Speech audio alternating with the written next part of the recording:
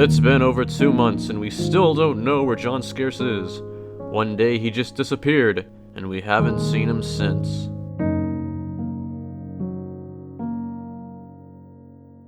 Over the course of the past several years, the YouTube landscape has undergone many changes. We've seen the rise of commentary channels and drama channels, with some people even devoting their entire career to covering drama between other people. Everyone has a different opinion on the overall effect these channels are having on the platform. Some might say this kind of content is trashy and not much different from petty high school drama. Others argue that it legitimizes YouTube as a platform because it proves there's a large market interested in YouTubers, or at least the shenanigans they get themselves into. Regardless of whether or not you enjoy watching YouTube drama unfold, you can't deny that it gets a lot of views, and it can be very lucrative. The two most prominent channels that have gained popularity covering YouTube drama are Drama Alert and Scarce. You may remember some of the memes that have been made about Scarce, mostly related to his face reveal or his affinity for double uploads.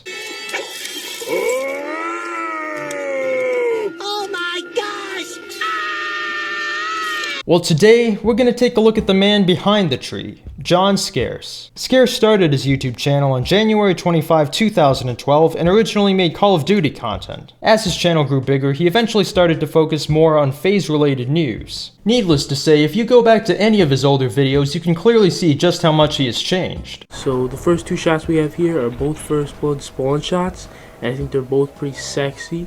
Eventually, his channel blew up in 2016, and he became the #1 source of YouTube news for a while. But how did Scarce get into this position? How did his channel blow up? In order to understand the rise in popularity of Scarce's channel, we also need to understand the circumstances in which his channel flourished. It's important to note that although a lot of people attribute the popularity of Scarce's channel to the growing hatred of Keemstar, to say that this is the only reason Scarce blew up is factually incorrect. His channel started blowing up when he changed his content from covering FaZe news to more general YouTube news. And I think a lot of people say that, like, once the grade A under A and Leafy situation happened, like, that's when I started making a lot of views. Right, but like that's what Keemstar says, is that that's what your whole channel's built off, really. yeah, and I see a lot of people say that all the time, but this is the thing. If you look at, like, web archives and stuff, this shit's all documented. Weeks before the Leafy and grade A under A videos, I was fucking blowing up, dude.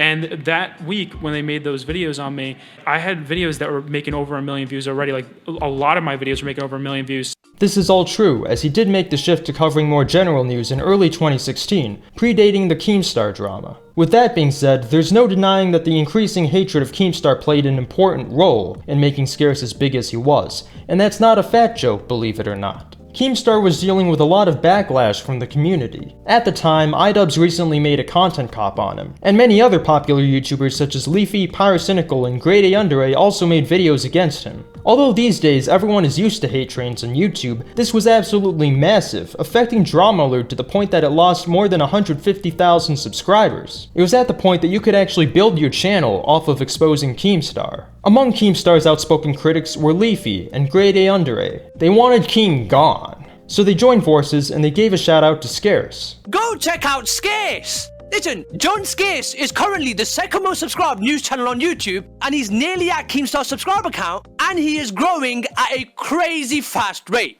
Again, Scarce was already on the rise before this, but he received a massive boost from Leafy and Grade A Under A, and eventually he even surpassed Drama Alert in subscribers. These days, Keemstar is doing better than ever, but it took him a little while to recover from the massive amounts of hate that were being sent his way. And at the time, Scarce was a serious rival to Keemstar. However, as you can see from Social Blade, after his initial massive subscriber boost, his channel mostly remained stagnant. But this was okay because he was still pulling in millions of views per video, and his constant flow of content and loyal audience were enough to keep his channel afloat. Of course, it also helped that his content is based around trending topics, which by nature are great for views. His fans seemed to enjoy his approach enough to stick with him, even if his overall subscriber base never really grew that much after his peak. While some people enjoyed his approach to covering the news, others found it boring and cookie-cutter in nature. He also never really elaborated that much on his own personal opinions. Some people saw this as a weakness and a lack of personality, but others saw it as a strength. And this is where we get into the appeal of Scarce. Compared to the bravado and volume of a man like Daniel Keem, Scarce is pretty humble and mild-mannered by comparison. You never really see him acting like an asshole or trying to stir things up. And although Scarce may report on some pretty controversial things, Scarce himself is never controversial. You can tell that he does try to give a fair perspective on everything he reports on, and that he is very grateful to be in the position that he's in. He just seems like a nice guy overall. One thing that I want to point out is that Scarce is actually pretty mature when it comes to handling criticism. You switched to filming your face when was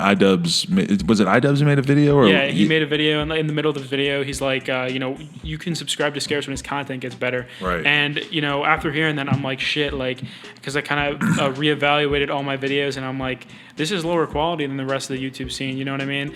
Rather than get butthurt, which a lot of people would do, it actually made him take a moment to honestly reflect on his content. You may remember the KSI vs Logan Paul boxing match that happened several months ago. Scarce was on the undercard, and he fought an Australian YouTuber named Raka Raka. And despite rigorously training for it, Scarce ended up losing the fight. But although he lost the fight, he ended up transforming himself. When he was preparing for this, he lost a lot of weight in a relatively short amount of time, and he showed a lot of determination in the ring. One of the reasons Scarce was so determined during his fight was that his dad had passed away 6 weeks prior, and he wanted to make his dad proud. If you don't know, 6 weeks ago, my dad passed away, okay? He passed away before my eyes.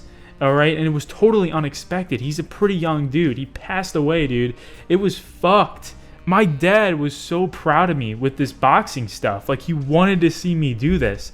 So, I don't know if there's like an afterlife or a freaking heaven or whatever, dude. But I would imagine that if that is possible and he is looking down on me like people say, I would hope that he was watching me in that ring. And I did not want to go down with my fucking dad watching me, man. He also talked about some of the positive changes he's made in his life around this time. I mean, keep in mind, guys, literally 6 months ago, I was addicted to pills, dude. I was almost 300 pounds.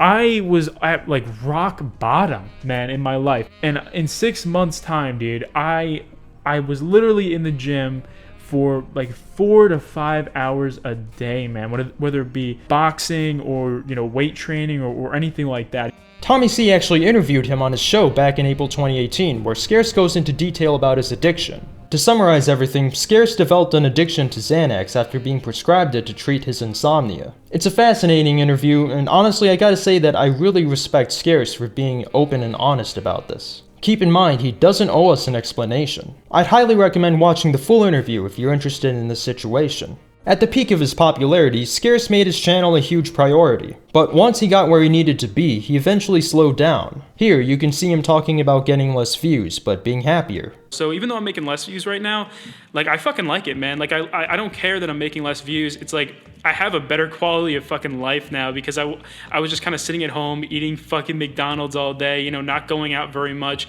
I wasn't even smoking very much because I didn't even want to contact my friend because we were, because I kept ignoring him and he was my dealer. So it's like, shit, like, I don't know. No matter what you do, it's very important to maintain a good work-life balance. Although the mindset of constantly grinding can be helpful, it can also be difficult to sustain, especially when you consider the repetitive nature of Scarce's videos. That's why it's important to know when you just need to take it easy. Overworking yourself can lead to some pretty ugly burnout. Another part of growing on YouTube is being able to change your content and evolve with the times. Scarce evolved from making Call of Duty content to FaZe news to general YouTube news. When he first began covering YouTube news, he got backlash from his viewers. Another YouTuber who initially faced backlash from changing his content is Pyrocynical, but he didn't back down from the content he wanted to make, and neither did Scarce, and it worked out for both of them in the end. Lastly, something we can learn from John Scarce is that you don't need an over-the-top personality to make it on YouTube. YouTube is a platform where everybody is competing for your attention. As you can imagine, this attracts a fair share of loudmouths, so to see a humble and chill guy like Scarce make it on this platform is pretty cool. That's about it for this video. Be sure to follow me on Twitter and Instagram, and I've also got a Patreon with some exclusive content on it if you're interested.